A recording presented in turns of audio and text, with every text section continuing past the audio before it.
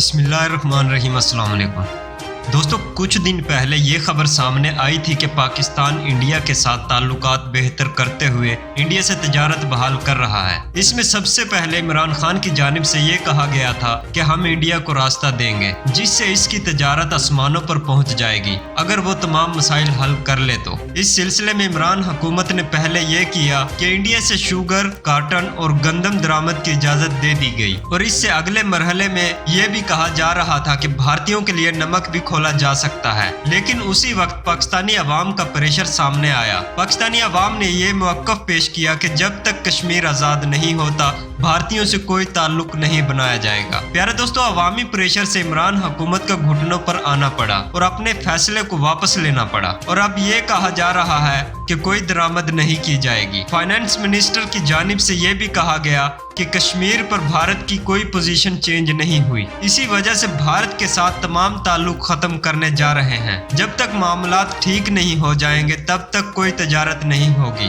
دوستو، پاکستانی عوام یہ سب اچھی طرح جان رہی ہے کہ بھارت صرف اس لیے نرم ہے کیونکہ دوسری طرف چائنا نے اس کی بجا کر رکھی ہوئی ہے، اور وہ گوبر کے بھوکے اس لیے پاکستان سے امن کی بات کر رہے ہیں کہ پاکستانی بارڈر سے فوجیں ہٹا کر چائنا کی طرف لے جائیں۔ دوستو، ویڈیو پسند آنے کی صورت میں اسے لائک کریں اور اپنے دوستوں کے ساتھ بھی شیئر کریں۔